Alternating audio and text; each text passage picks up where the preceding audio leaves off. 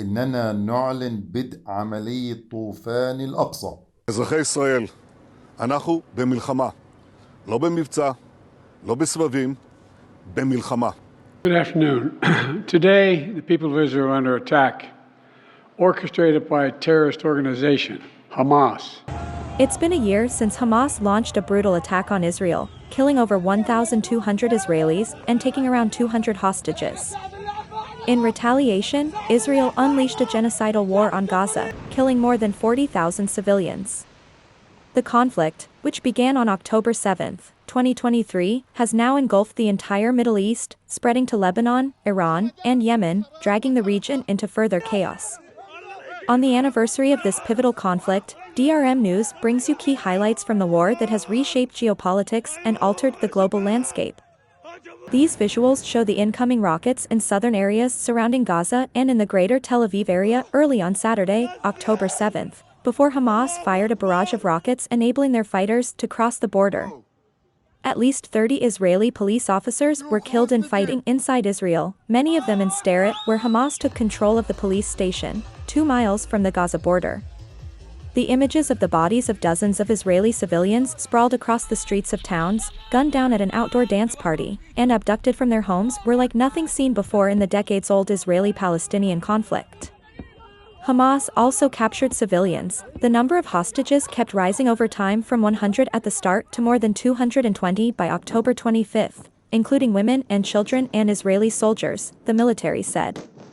One amateur video geolocated to the Gaza Strip showed a barefoot woman with arms tied behind her back being dragged from the back of a black 4x4 vehicle by armed men and then bundled into a back seat of the vehicle.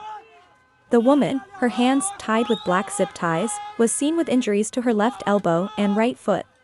A day after the Hamas attack, Israel and Lebanon's Hezbollah exchanged artillery and rocket fire, to which Hezbollah described solidarity with the Palestinian people. Israel pressed on from October 7 onwards with retaliatory strikes, the most intense ever against Gaza, which, by October 9, had killed more than 500 people and left thousands injured. A Reuters video showed the moment Gaza's National Bank building was hit during an Israeli airstrike on October 8. Israel struck the refugee camp of Jabalia, east of al-Shadi, in Gaza City on October 9. U.S. Secretary of State, Antony Blinken, started shuttle diplomacy with a visit to Tel Aviv on October 12 and told Israeli Prime Minister Benjamin Netanyahu, "We're here, we're not going anywhere." He later met with Palestinian Authority President Mahmoud Abbas in Jordan. There can be no more business as usual with Hamas. Murdering babies, burning families to death, taking little children as hostages. These are unconscionable acts of brutality. But the murdering or beheading of babies was fake news propagated by Israel and endorsed by the White House and Western media outlets. In Gaza City, Israel dropped leaflets on October 13 calling on Palestinians to evacuate immediately and to move south as Israeli forces vowed to destroy Hamas militants.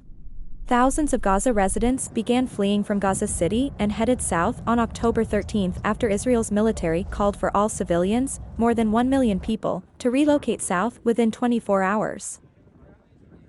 North Gaza's Jabalia refugee camp on October 14 was destroyed by Israeli bombardment, just 1 week after Israel began to pound the enclave. A blast at Al-Ali Eloraby Baptist Hospital in Gaza City killed some 500 Palestinians late on October 17, the deadliest single incident since Israel launched an unrelenting bombing campaign in retaliation for the October 7 Hamas cross-border attack. Israel blamed a misfired rocket from a Palestinian militant group. Palestinians blamed Israeli airstrikes. Aid trucks were finally allowed into Gaza from Egypt via the Rafah border on October 21, the first time since the blockade of the enclave that began on October 7. But it was limited to just 20 trucks, just a fraction of what Gaza needed, with 2.3 million people running out of food, water, medicines, and fuel in what the United Nations said was a budding humanitarian catastrophe. The Israeli army released footage on October 28 of what it said was the start of a second stage in its war against the Islamist group Hamas. אתמול בערב נכנסו כוחות קרקעיים נוספים שלנו בשערי עזה, בפתחו של מעוז הרשע. A breakdown in civil order put for UN aid distribution centers and a storage facility out of action in Gaza as people searched desperately for food and water, a UN Palestinian Refugee Agency UNRWA official said on October 30th. Gaza is becoming a graveyard for children. Hundreds of girls and boys are reportedly being killed or injured every day. Public anger at the killing of thousands of Gazan civilians began rising all over the world, and in Israel people protested the bombardment of the Gaza Strip and demonstrated in the country's coastal city of Tel Aviv on November 18th, urging the government to agree to a humanitarian ceasefire as the conflict entered its sixth week, with no signs of stopping. Yemen's Houthis seized 3 ships, including one belonging to Saudi Arabia, 3 miles off Uqban Island at the south end of the Red Sea, the group's Al Masirah TV said on November 18th. On November 21st, Israel and Hamas agreed on a 4-day ceasefire in exchange for the release of hostages and prisoners. Israel resumed combat operations against Hamas in Gaza on December 1st after accusing the Palestinian militant group of firing rockets at Israel and reneging on a deal to free all women held as hostages, violating their temporary truce agreement. The World Court on January 26 ordered Israel to take action to prevent acts of genocide as it wages war against Hamas militants in the Gaza Strip, but it stopped short of calling for an immediate ceasefire. Ruling on a case brought by South Africa, the court said Israel must ensure its forces did not commit genocide and take measures to improve the humanitarian situation for Palestinian civilians in the enclave. Israel must, in accordance with its obligations under the Genocide Convention, in relation to Palestinians in Gaza, take all measures within its power to prevent the commission of all acts within the scope of Article 2 of the Convention. CCTV footage showed Israeli commandos disguised as medical workers and Muslim women bursting into a hospital in the occupied West Bank on January 30th. The commandos killed 3 Palestinian militants, one of them lying paralyzed in bed, witnesses and authorities said. The U.S. military carried out its first airdrop of humanitarian aid into Gaza on March 2nd as aid agencies warned of a growing humanitarian disaster in the Palestinian enclave. Video obtained by Reuters showed parachutes carrying aid dropping over Gaza City. U.S. Secretary of State Antony Blinken on March 19 highlighted the dire situation in Gaza. 100% of the population in Gaza is at severe levels of acute food insecurity. That's the first time an entire population has been so classified. During his visit to Iran on March 26, Hamas leader Ismail Haniyeh met the country's supreme leader, Ayatollah Ali Khamenei. According to WANA news agency, during the meeting Ayatollah Khamenei expressed Iran's support for the Palestinian people in Gaza. Iran was not directly involved in the conflict till that time, but Israeli warplanes struck the Iranian consulate in the Syrian capital Damascus on April 1st, and a Lebanese security source told Reuters a senior commander of the Iranian Revolutionary Guards Corps, Mohammad Reza Zahidi, had been killed in the attack. Israel has not claimed responsibility for the strike, one of the most significant yet on Iranian interests in Syria. Iran has avoided direct conflict with Israel during the half-year war against Hamas in Gaza while supporting its allies' attacks on Israeli and U.S. targets. However, Iranian Supreme Leader Ayatollah Ali Khamenei vowed revenge for the April 1st airstrike. An Israeli airstrike on an aid convoy in Gaza on April 1st killed 7 workers from the charity World Central Kitchen, WCK, including citizens of Australia, Britain, and Poland. Israel said it mistakenly killed the aid workers and promised a full investigation. Despite coordinating movements with the Israeli Defense Force, the convoy was hit as it was leaving its Deir al-Balah warehouse after unloading more than 100 tons of humanitarian food aid brought to Gaza by sea, WCK said. In retaliation to Israeli attacks on its embassy in Syria, Iran launched a swarm of explosive drones and fired missiles at Israel before midnight on April 14th.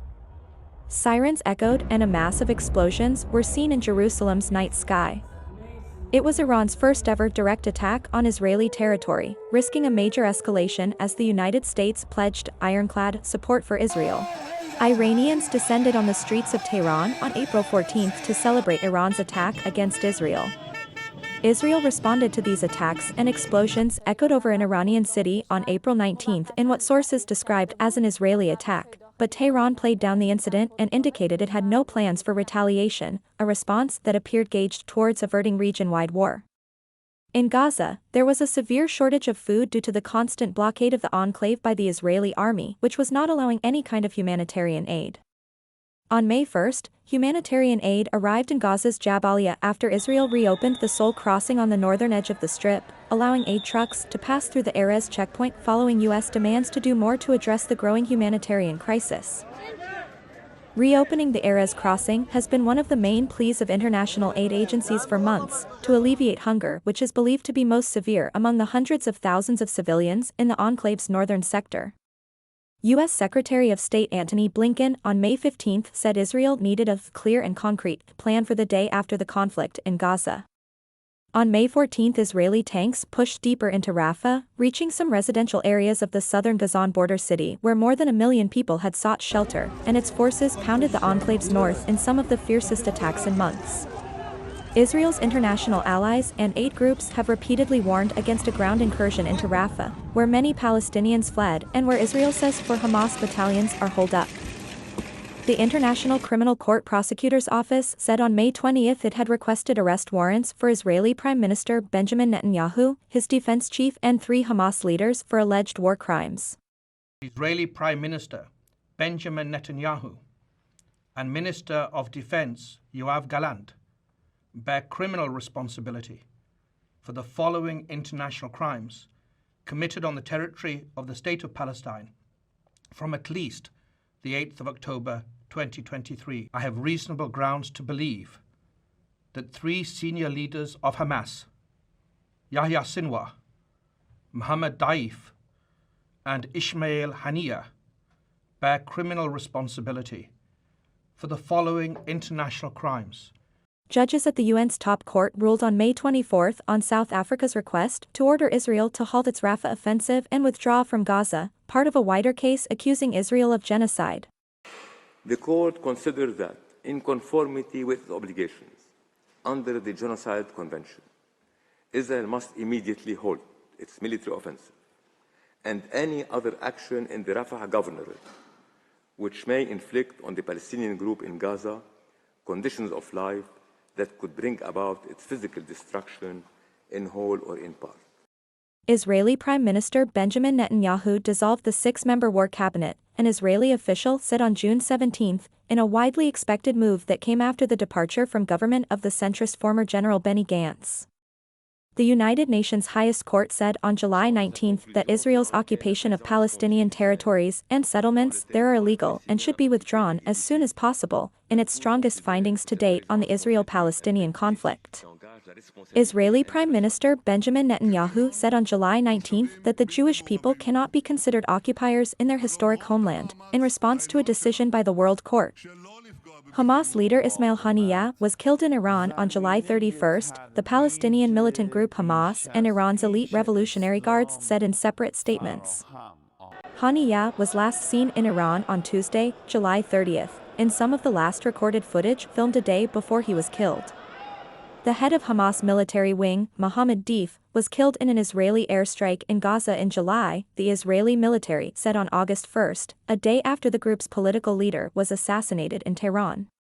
More than 100 Palestinians were killed and dozens wounded in an Israeli strike on a Gaza school sheltering displaced people, the Hamas-run Gaza government said on August 10, an airstrike the Israeli military said had targeted a Hamas command center. The strikes hit when people sheltering at the school were performing dawn prayers, leading to many casualties, the Hamas media office said in a statement. On September 17, thousands of pagers exploded in Lebanon, most of them were used by Hezbollah fighters. CCTV captured the moment a man's bag exploded in a supermarket in the Lebanese capital of Beirut on September 17.